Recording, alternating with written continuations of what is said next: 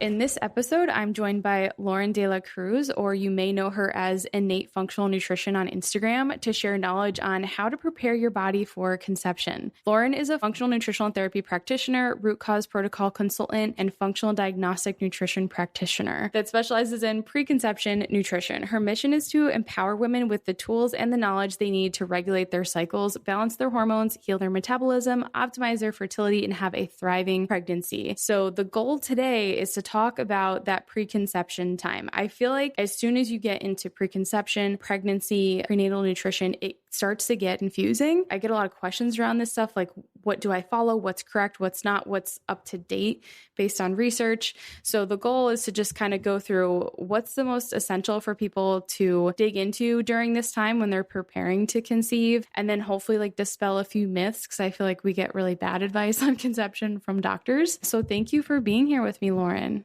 Oh, thanks so much for having me, Amanda. I'm super excited to be here. So if you guys don't follow Loren on Instagram, please do. I feel like I always look at your posts. Like and you know, when you look at someone's stuff all the time, it comes up on the top of your feed. It's like always really good quality content. And like you even share resources and stuff like above and beyond for sure. So if you're interested in this stuff, or even just like hormone health, because I personally feel like fertility is just health, you know, whether you want to have a baby or not. But I'm really curious to know, like, how did you get interested so specifically in conception? And then just like a little bit more about your own health story. Yeah, thanks so much. So yeah, where to begin? I got interested in conception because I was previously working with women, helping them with metabolic issues, just feeling better in general, whether it was coming off the birth control pill or, you know, working through menopausal symptoms. So the range was really large and wide. More and more, I started to get into my own preconception journey. And that itself has been very, very interesting and fun. But the more I did research on, fertility, pregnancy, and how all these things connect, the more I realized that there was a hugely missed opportunity to not only impact our children's health, you know, in the womb, but also impact their children's health and their children's health, but also this aspect of, you know, reducing complications during pregnancy and increasing our ability to recover postpartum. So, and that all starts with preconception prep, because the moment you have a conception, all the dominoes start to fall into place. And so the way that we can affect that the best is preconception prep. So I just view it as a really powerful, not only a beautiful time, but also a really powerful way to influence our health and our children's health in a much deeper way. And with your own kind of health journey, I feel like it's kind of natural. Like as we get to those phases in your life, you're like, it's all you're researching and like reading about and thinking about. I think a lot of women kind of naturally go through that, whether they work in the field or not. Did you find that there was anything specifically that you were curious about that with your own health that like you wanted to prevent within your kids? Yeah, so that's a great question. And, you know, I think definitely there's one of the reasons I sort of pursued this after doing so much research, and I continue to do it, is because I found that there was a lack of resources for women for this time period. There's only like, you know, when you research, there's a lot of pregnancy stuff, maybe a little postpartum stuff, but really nothing on preconception. So definitely self-motivated to sort of put some stops or, you know, change the outcomes of my future children's health. My mother personally, she dealt with preeclampsia twice in 2 out of 3 children. And so that is really important to me. I do have a family history of diabetes on both sides of my family. And there's another, I guess personally, I had also grown up having to take steroid inhalers for asthma as well. And so that is also really important to me to not, you know, as much as possible, of course, you can't control every single aspect of your future children's health. There are so many different inputs, but it's really all about putting your best foot forward to try to mitigate that as much as possible. I myself have been working on a preconception with these things in mind.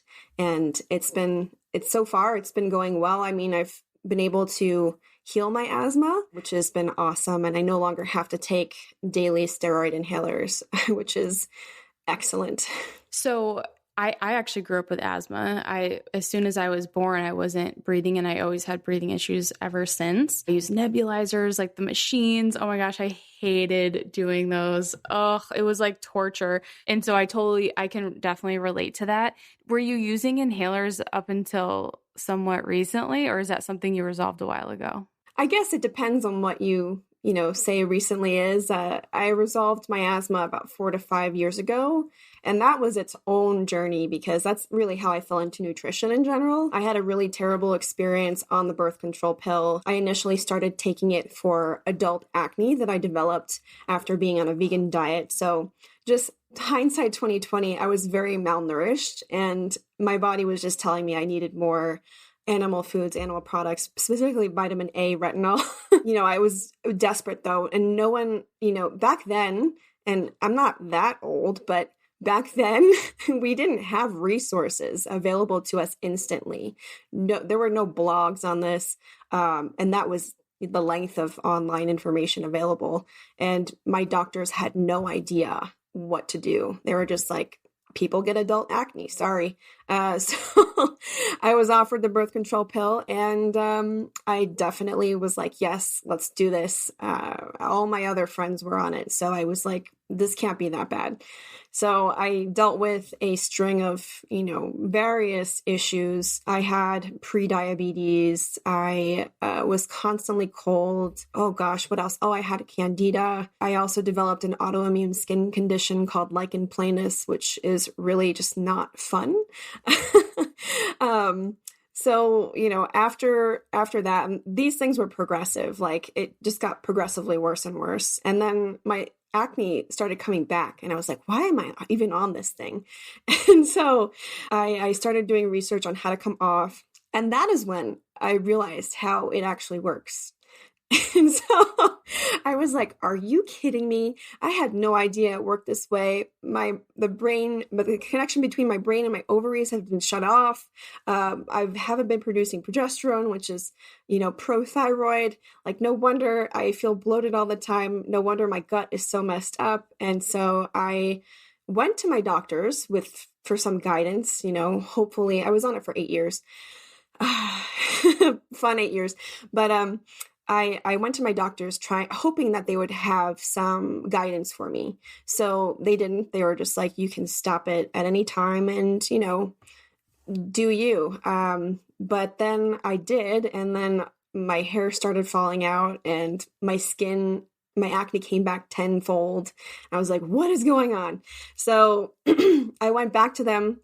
None of them had any idea about how to help me. They were just completely clueless, and they offered me getting back on the pill or getting on a different pill, which is called spironolactone. So those were the two options I got, or just wait it out. And I was like, there has to be something else I can do here that doesn't involve medication, but that doesn't involve doing nothing. So I started researching, and that's when I found the work of Dr. Jolene Brighton, and it made me feel so validated and so much less crazy.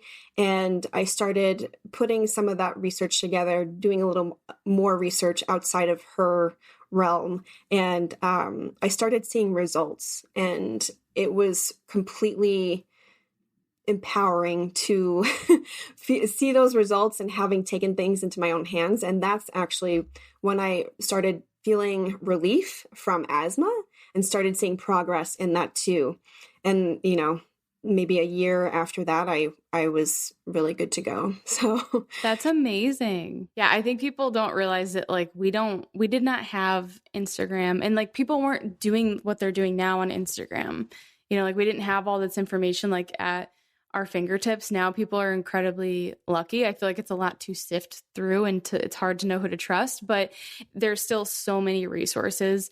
even it's like you could go to either of our pages and learn at least a few things you could start doing right away, to start easing symptoms.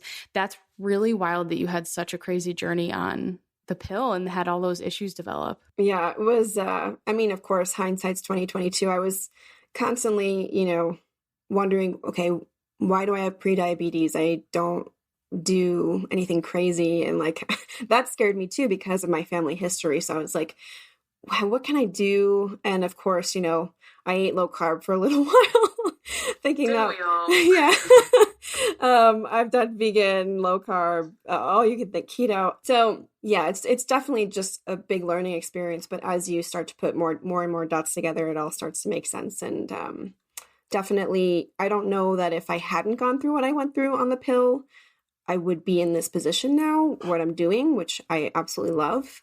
So I'm also, in a sense, grateful for what it taught me. Same here. I have very, very similar story when I came off the pill. That's really when all my research on this stuff started, because I was very focused on sports nutrition. So it like completely flipped everything. I feel like a lot of women, unfortunately, have stories with the pill, which is sad, but it's important to share them.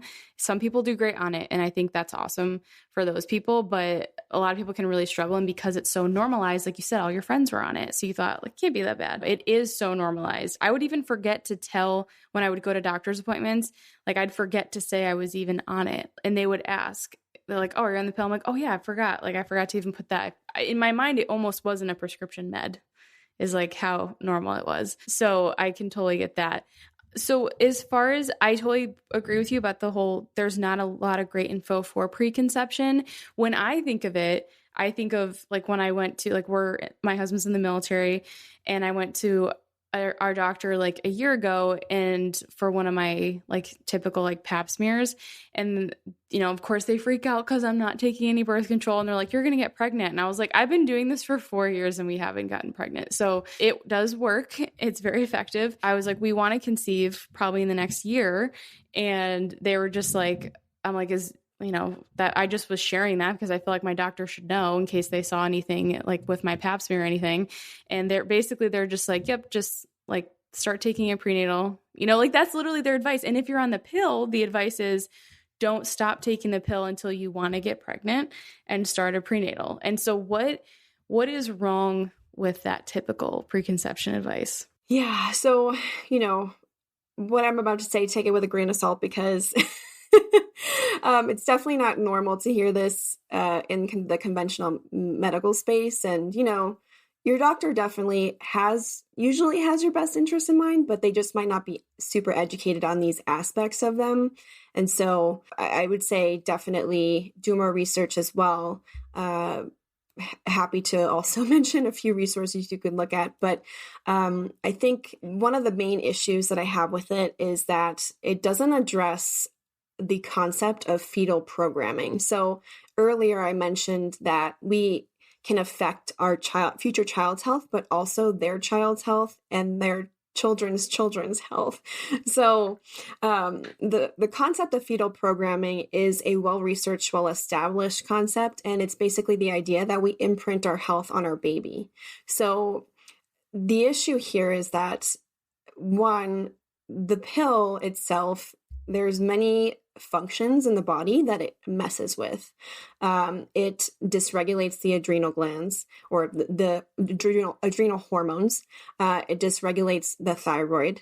It also can increase the risk for autoimmune diseases. It affects the mental health of the woman, of the person taking it, in various ways. And that has a lot to do with the effect that it has on the hormones that it also suppresses. So the way that the pill works is that it cuts off you're getting a supplemental synthetic dose of estrogen and progesterone. So the body, the way that it thinks is, okay, I'm getting all of these things. I don't need to make any more.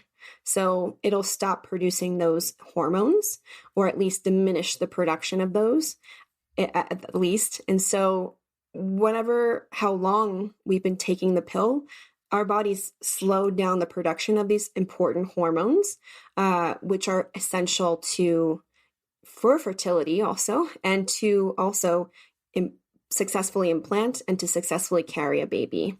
So we're not getting any of these hormones, or at least we're getting a lot less of them. And the body, when you come off the pill, it has to reestablish that connection. So that's the first issue. And what most doctors won't tell you is that, long-term birth control use is associated with subfertility, is what they call it, for at least a year to a year and a half post-pill. So it takes a lot longer for the body to get back online. Some women, maybe not, for sure. Some women, depending on how long they were on it, it could be that it comes back within the first or second month. But if you've been taking the pill for 2 years or more, which most of us have, it could be 12 to 18 months. And that's exactly what happened to me. I got my period back when I came off the pill the second month, but I didn't start ovulating until a year and a half later.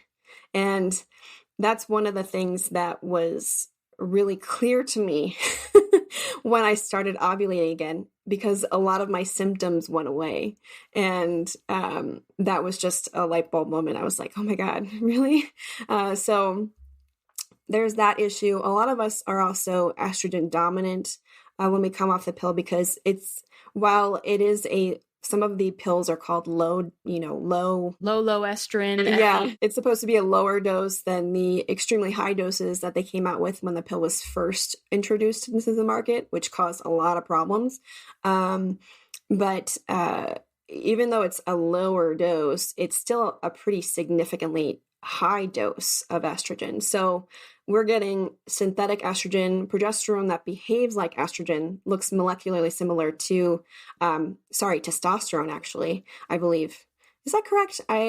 Progestins do look similar to androgens. Yeah. Okay. Yeah. I'm having a little brain fart. But yeah. Okay. So that can mess with things too. Really, it's the estrogen that's really kind of the problem, because Dr. Ray Peat talks about this a lot, and he attributes estrogen to being the most potent anti-fertility factor. So yes, we do need estrogen, but we don't need a lot of it. There's a fine balance, and a lot, depends on, of course, how you look at it and the relevance. There's definitely a balance that the body needs to have, and too much is not going to work in our favor.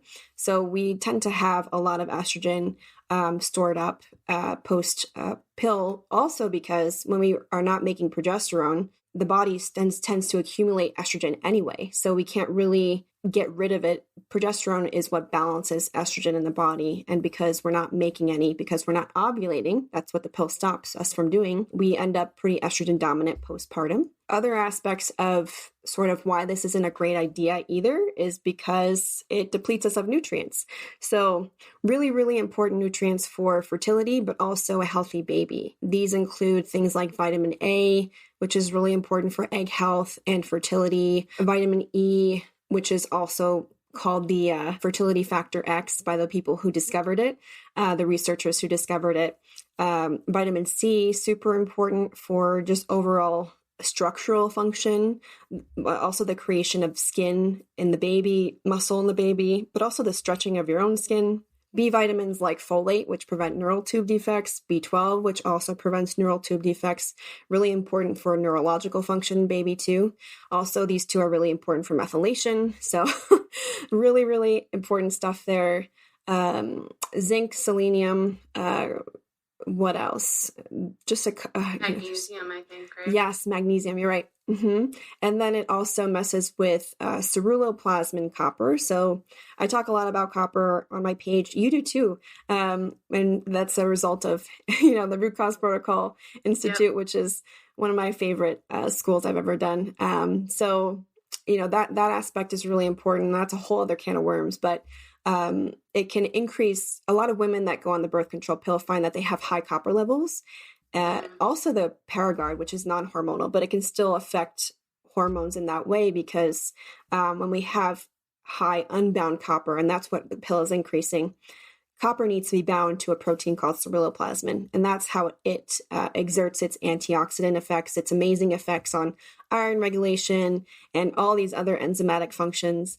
But the pill and the hormones that it has in it really kind of separates copper from ceruloplasmin. So we have an excess of this metal copper, which is not necessarily terrible, but it really should be bound to this protein to do its job well. And so a lot of women have quote unquote copper toxicity coming off the pill, and need to rebind all of this copper to support metabolic function, fertility, etc. So there's so many aspects of that. I could go on, but again, I guess in short, the idea, knowing and understanding the idea of fetal programming and understanding that your body is probably not in the best state post pill, that to, not only support proper development of baby and optimal fertility of your body, but also we want to put our best foot forward, or at least, most of us do, to impact how our pregnancy goes, because nutrient deficiencies can lead to complications during pregnancy for you, postpartum. There's so much that, happens postpartum and that we can affect by making sure we're replenishing really well, like PMDD, even thyroid issues postpartum, which I see so often. And then, the aspect of not only our babies, but our future generations too. Hey, Amanda here, just giving you a quick break, hopefully a break for your brain in the middle of this podcast episode, to remind you that if you haven't gone through our free training, Optimizing Hormone Health Through Mineral Balance, we really do recommend starting there. And the main reason for that is because you're going to hear us say things like mineral foundation, having a solid foundation. Are you putting the foundations in place? Especially as we get deeper and deeper into different hormonal topics and specific imbalances in the body, the mineral foundation is always going to be so essential. So if you haven't watched the free training, you can find it in our show notes, or you can go to hormonehealingrd.com and it's going to be right on that front page there. But we really recommend starting there so that you can understand how is your current mineral status, how do you assess this, and how to get started with all that, just so you can get as much as you possibly can out of the rest of the podcast episodes. But that's it. I hope you enjoy the rest of this episode.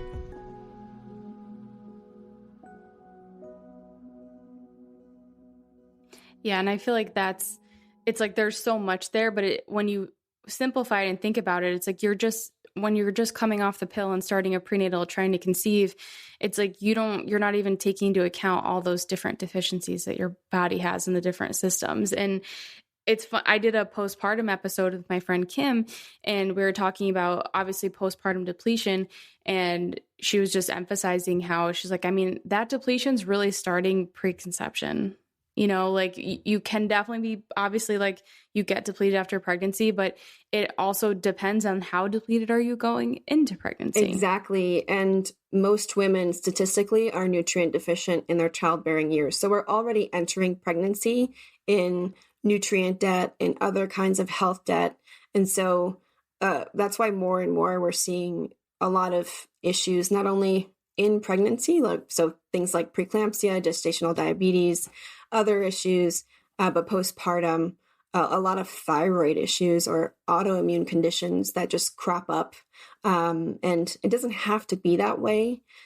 So, just keeping that in mind too, that I probably just statistically am not as nourished as I maybe should be to support myself and baby throughout these phases. And taking that time to really work on it is invaluable. And again, like everyone's different, like you had mentioned, like you've tried all the different diets, and at one point you were vegan. How long were you vegan for? About 2 years. I can't even picture you being vegan. I was very malnourished, actually. I was probably like, oh my gosh, 70 pounds. Oh, that's crazy. Just because of all the foods that you share and like the meat and stuff, like, and it's like, how to cook it all so well. I just like can't picture that extreme, but I feel like we've all kind of been there, like, especially if you're interested in health, like you tend to like try the different things that are popular, which I don't think is bad, but it's like, even if you didn't take the pill, if you're coming from that history of like maybe restrictive diets or more extreme diets and stuff, or even under eating, you would be entering pregnancy in a more depleted state. And I like am very cautious with labs. Like I love using labs and I recommend them, but I do find like around that preconception time, people can get obsessive and they like, when is it okay to conceive? I'm like, we can't just be going for perfect lab numbers. Oh yeah, for sure. It's what you said it makes so much sense. I remember when I was vegan, I was using like hydrogenated vegetable oil to cook because that's what my vegan cookbook said. And I was like, now I look back on it, I'm like, oh my gosh, what was I doing? But yeah, that you make a really, really great point. And that's something that I go through in the course is like how to build your timeline, things to consider, and definitely your previous diet or your current lifestyle nutrition strategy is definitely one of them, because if you're on a plant-based diet, you're going to be missing a lot of really important fat-soluble nutrients that you can really only get from animal foods. And those are extremely important for fertility, but also baby's health and development. And you also mentioned, the lab aspect. And I do find this too. I'm very cautious in the way that I approach labs as well, because I think that a lot of women, there's a fine balance between like being ready to go. And I think that's important. Trusting your body to be ready to go. That's super important. That's really the first thing that I ask people when they are on their preconception journey. How do you feel today, right now in this moment? Because that will tell you a lot. If you're not sleeping well, eating well, if you're not getting sunlight, if your digestion is really bad, if your hair is falling out already, if your skin has issues, how is your mood, how are your energy levels throughout the day? These are all pieces of information that you can use to say, okay, maybe I need to work on these things first before I go into pregnancy, because these things may only manifest as or become exacerbated, excuse me. So there's that aspect, and we definitely need to trust our body and get in tune with it to understand where it's at. But it's never that we're chasing perfection here either. And that's really important, because if we are chasing perfection, we're never going to be ready ever. So you have to find, progress one is really important, but finding the right place for you as an individual and your unique situation and history is also super important. There's definitely a fine balance, and I think that's important to figure out. So I feel like you get this question all the time. I see you do prenatal reviews all the time, which is great. And I feel like it's really helpful for people. This is probably the hardest concept for the women that are in my community that I work with to accept, is that most prenatal vitamins are not going to meet 100% of your needs, right? We were told this, like, we're like, oh, just start taking prenatal and you'll be fine. But most prenatal, and we kind of think it's like, oh, I'm fine, I'm taking a prenatal, right? What are some of the concerns with current prenatals on the market that you have? And like any advice for women as far as kind of like how to like tease that out and find out what's going to work best for them? Yeah, that's a great question. And there's a lot to unpack there. Prenatals, I definitely think there's a time and a place for them. But I think what's important to remember is that they're a one-size-fits-all solution. And you are not a, I guess, or I should say, everybody is so different. And usually one-size-fits-all solutions, like diets themselves, there are so many concepts we can apply to that sort of concept itself too. One size fits all solutions are bound to, fail. So you are a unique individual with different metabolic needs and, different deficiencies, different excesses. So right there's a potential to create more imbalance. Because the prenatals don't take your unique individual needs and imbalances into account. So that's important. Prenatal supplements are also not regulated by the FDA. So just keep that in mind, that just because it says a prenatal doesn't necessarily mean that it's safe to consume. And this will even be on prenatal vitamin labels. Like it says, disclaimer, discuss with your doctor, or, do not start taking without discussing with your doctor. That's because they're not FDA regulated. Other issues that I have with prenatals, a supplement company is releasing supplements to make money. And with that said, if there are multiple nutrients in a supplement, the more expensive it's going to be. So the way that they cut costs and the way that they increase their bottom line, because they're not going to be just doing this from the bottom of their heart, is they will swap out good forms of vitamins for cheaper ones, which usually means they're going to work less well. So they'll pick maybe, a couple of good forms of the vitamins, but the rest will be really cheap forms like magnesium oxide or beta carotene for vitamin A, ascorbic acid for vitamin C, although you'll be hard pressed to find. I was going to say like zinc oxide or citrate or whatever. So take that into account. Not everything in there is going to work optimally in your body. Another aspect of that too, in another angle, is that a lot of these forms of vitamins are synthetic. So they're not going to work optimally in your body anyway, even if they are in great, forms or whatever. So some synthetic vitamins will work very, very similarly. I will say that, but there's a lot of them that won't. And so you have the synthetic form of vitamin. Sure, it looks molecularly similar to the sort of natural form that it comes in, but it won't function or, promote the same functions in the body that the natural form would. So the issue here is that it takes up receptor space, especially if we're getting a lot of it. And so it'll keep the natural form from doing its job properly. And so you're getting a bunch of synthetic stuff that's not allowing your natural forms that you're intaking through food, say, to work optimally. Another issue is that I think going back to sort of how unregulated it is, I'm pretty sure that a supplement company can call anything a prenatal. There's not necessarily like a standard requirement for what a prenatal contains or the levels that they contain. It also doesn't take into account nutrient interactions. So some do. Well, some do kind of.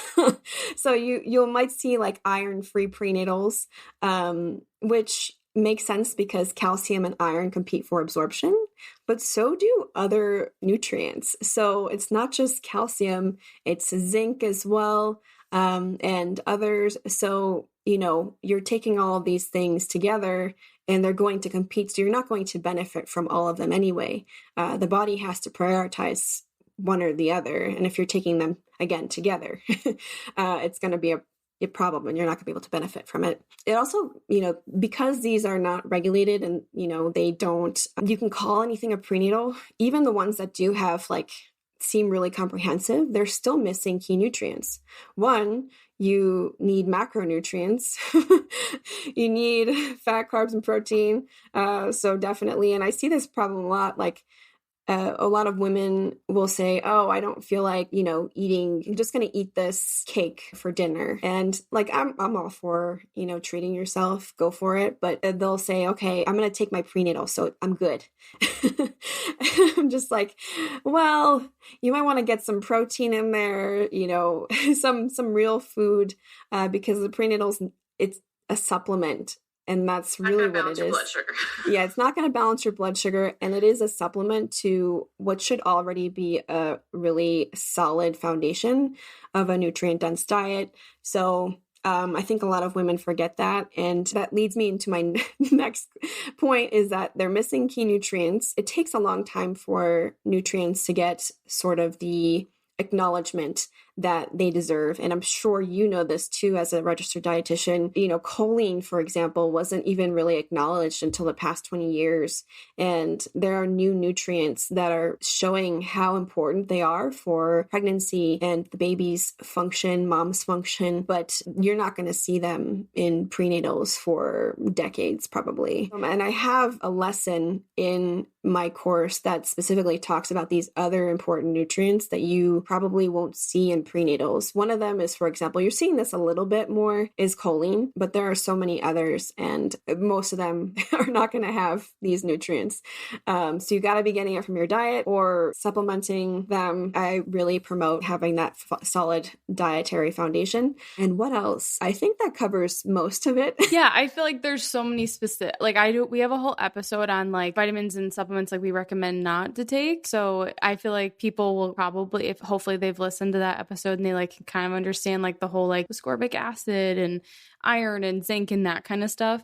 When you talked about the choline thing, it made me think of folate, because I feel like that's all people care about when you're pregnant. It's no other nutrient matters. They're well, but what about folate? So do you think we actually absorb a lot of the folate in prenatal vitamins? And then is there any other nutrient that's maybe just as important and not as talked about much? Oh, yeah. Yeah, for sure. So we're obsessed with folate. I don't really know. I was too young. And I'm so happy that I could still say that. I think that in the early 90s is when the recommendation to include folic acid, and this is another differentiation we'll want to talk about, but a folic acid in your, prenatal supplementation strategy. And then in the late 1990s is when the United States actually started fortifying the food system with folic acid. And so what's important here is that folic acid is a synthetic man-made version of folate. And there are, I think, something like 100 to 150 kinds of folates in food, but the primary one found in food, which is 5-MTHF, is the primary one found in our bodies in the highest amount. So I think it's somewhere around 95%.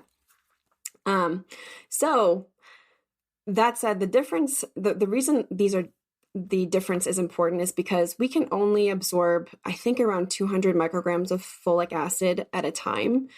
So that becomes a problem when we take more. And we not only do we have the food system that's fortified, we are also taking supplements that probably have folic acid.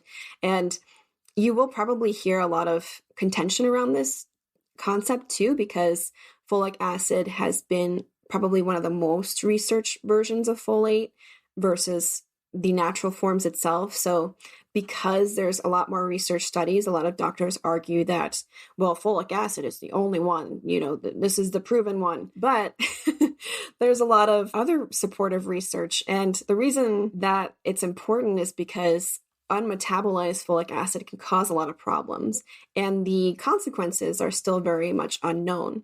So a couple of issues that unmetabolized folic acid can cause, and this comes from taking too much, which is, again, very easy to do if you're taking, an extra supplement with folic acid or a prenatal with folic acid, and usually they'll have it around 400 micrograms. I see like 800 and above on most prenatals now. Like, it's crazy. That's an issue because I think around 50%, I can't quite remember the percentage, somewhere around 50% of us have polymorphisms, genetic polymorphisms that make this conversion of folic acid to methylated folate much more difficult. So half of us already have a problem with this. So that doesn't seem like very good odds. And the reason that's an issue is, one, I've spoken to many women. This is anecdotal and evidence. I don't have any numbers that I can recall exactly, but a lot of women with this genetic polymorphism that have been taking folic acid usually have trouble conceiving or are dealing with multiple miscarriages in a row. And just having changed the form of folic acid to like a methylated folate form has changed their lives completely. That's amazing. Yeah. So that's huge. There are so many other potential issues. One is it can mask a vitamin B12 deficiency. And again, actually, vitamin B12 is also required for preventing neural tube defects, just FYI. And so if we don't realize we have a vitamin B12 deficiency, that's a problem too. It can also cause a functional folate deficiency. So this goes back to sort of the receptor sites and not being able to utilize the nutrients properly. There's also new research, and I recently did sort of refresh my memory on this, but there is some research coming out tying or at least making a connection to tongue ties and excess folic acid intake. Oh, that's interesting. Very interesting. What's interesting about some of the research that I read is that folic acid supplementation preconception has even a greater association with tongue ties than folic acid supplementation during pregnancy. And it's not even a large amount. It's just like around 400 micrograms, which would be exactly what you get with a prenatal or something like that. So there's definitely a lot of potential issues with folic acid supplementation. I'm not saying that it doesn't prevent neural tube defects. It definitely has been shown to. When we hyper-focus on one synthetic man-made nutrient, we forget the beauty that Mother Nature provides. And I should mention that 5-MTHF can be utilized by most people that have MTHFR. So if you're getting ample folate from food, then you're really in a good spot. I should say, though, if you are looking at including a folate supplement in your prenatal or in addition to your nutrition strategy, it should be methylated, and you'll want to look for L-methylfolate. So that's a really important thing to remember when looking for different forms on your pill bottle. Another question you asked was, is it the only one that prevents neural tube defects, or are there others that we should be looking at? And the answer is yes, there are so many. So, things like betaine, which is not very well researched, zinc, what else? Inositol is a new one.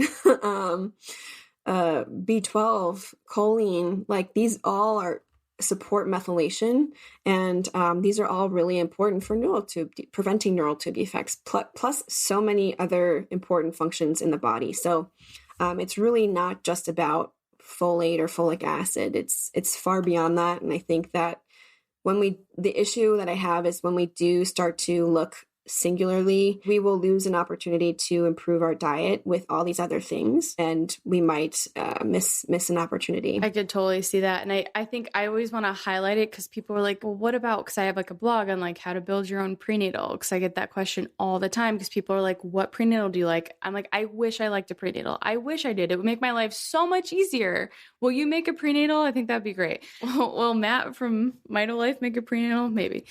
You guys could team up and make it together. But it would be like 1 million capsules though, and then people would complain about that. I think that's like the emphasis. Like even, I don't know if you know the brand Naturello, they have like a completely food-based, it's all plants though. So it's like, how much are you absorbing?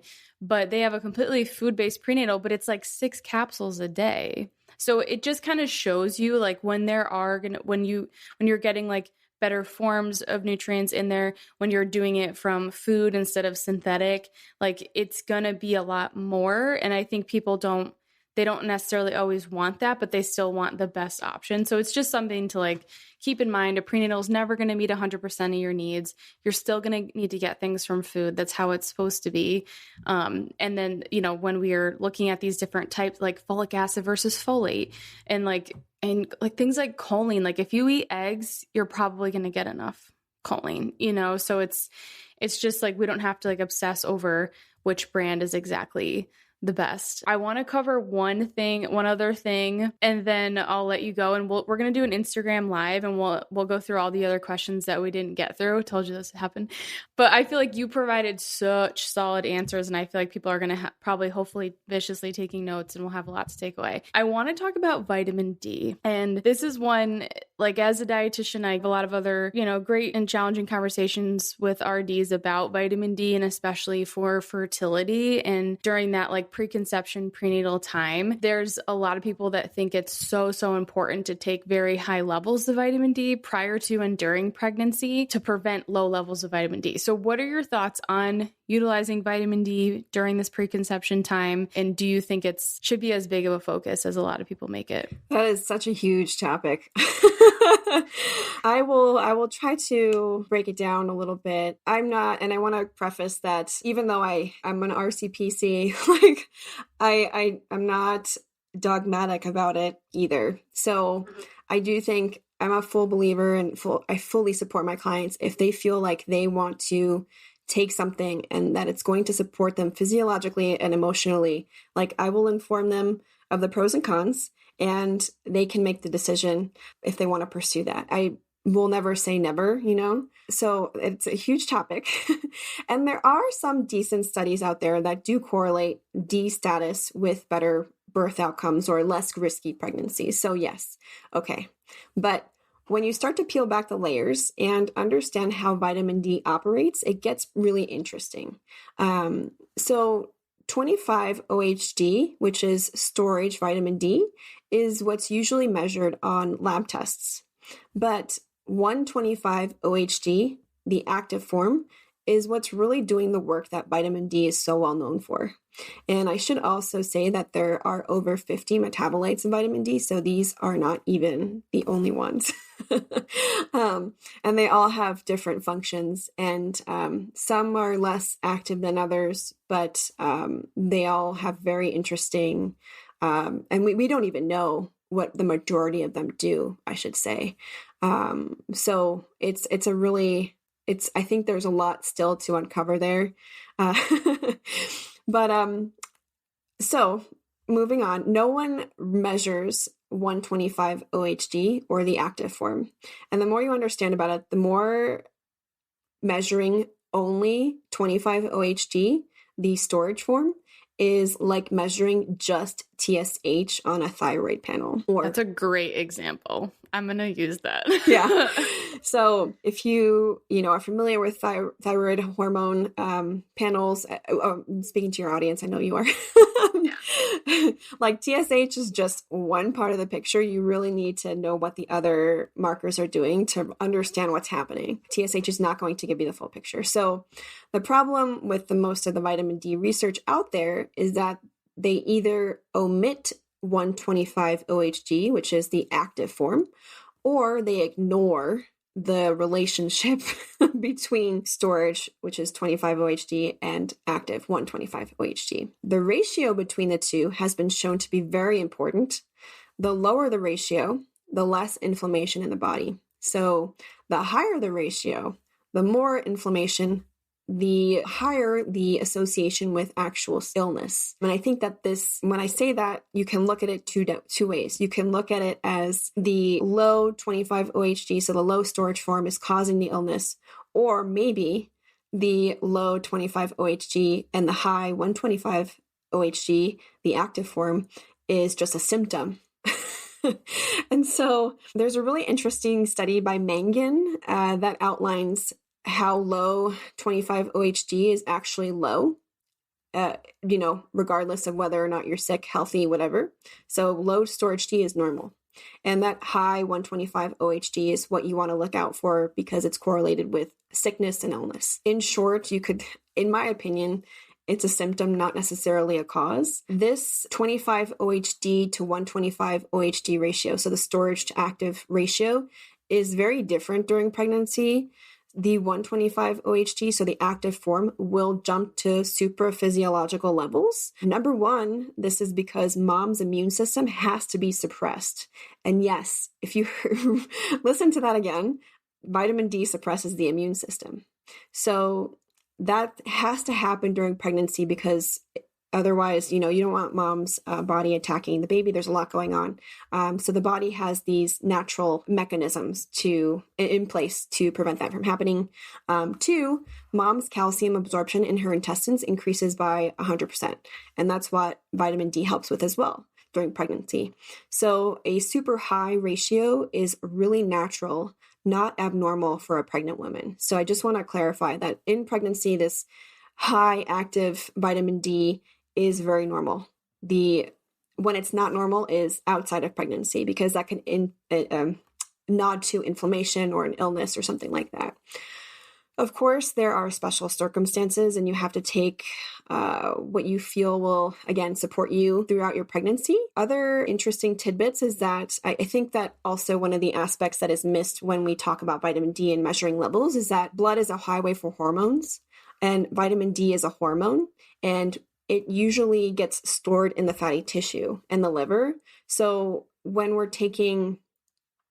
not really supposed to have like super high levels of storage, 25 OHD in our blood, because the body is sequestering it away to release for when it actually needs it. I think that's important too, is that the way that we measure it's still not the most accurate.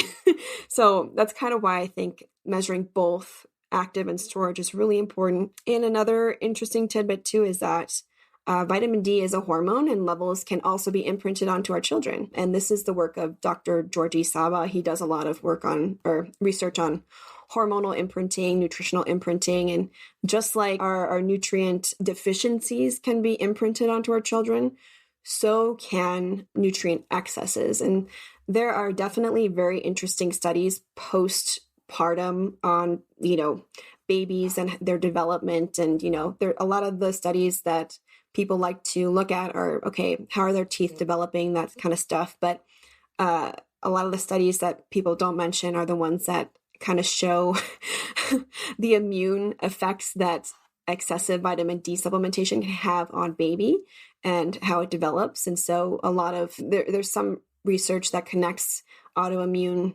issues with excessive vitamin D supplementation during pregnancy as well. So, it's like you look one way, you see supporting evidence, you look another way, you see supporting evidence.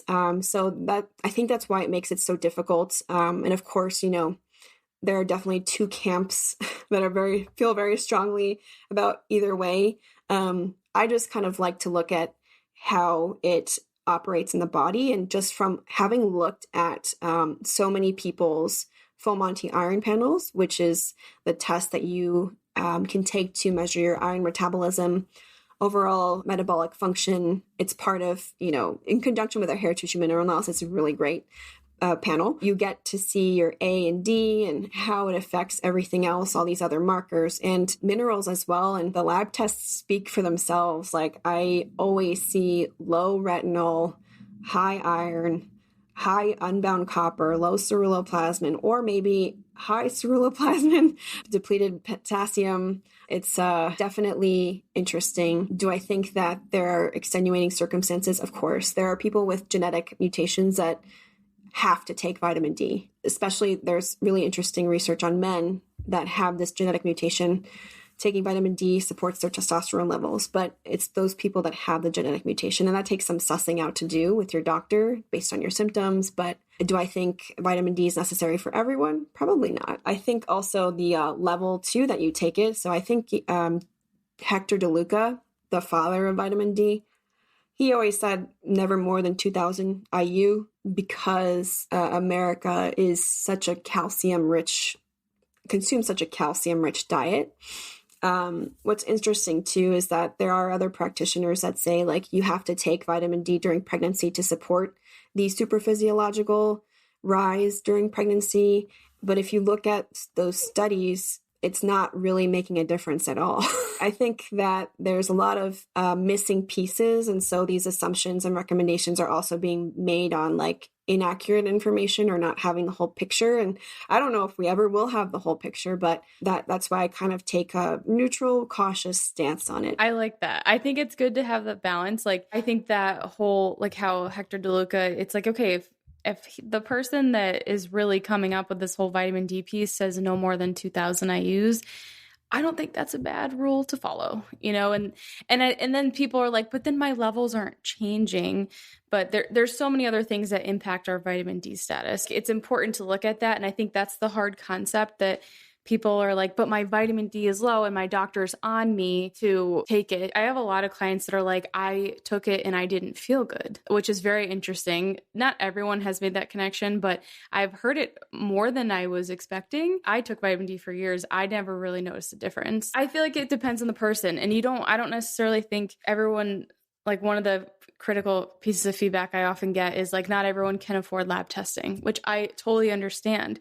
But then it's like, then go with a more cautious dose if it's something that you really, really, really are. If it's stressing you out, I'm like, just do it. Like, it's not worth it for you to be like every day wondering like if you're doing the right thing for yourself and your baby. I would say, like, if it's stressing you out, just take a conservative dose of it. I don't think it's going to end everything, but if you're taking it for a specific reason, like to prevent something, taking just the vitamin D might not actually do that. Yeah. And you made a great point too. There's this whole other aspect of like vitamin D doesn't operate alone. It has so many other cofactors and partners, and vitamin A is really important. And that ratio is super important to support the ability for the body to utilize vitamin D, magnesium, etc. So yeah, there's just so much to unpack there. But, I'm very much like you, I think, taking a reasonable approach. And if you really feel like you need it and it's going to make the world of a difference for you, then you've called to it, then try it. Yeah. And it's like, it's important to experiment, like even the recommendations and the things that I share on this podcast and on my Instagram, and obviously you share a ton of information on your Instagram. It's like, even inside my courses, it's still like you have to take it in, experiment, and find what works for you. It's not, everything is not meant to be like the end all be all. Right. And it's not a one size solution. We can wrap this up. I appreciate you taking the time to do this so much. We're going to do an Instagram live and answer the rest of the questions. So people, obviously I mentioned your Instagram at Innate Functional Nutrition.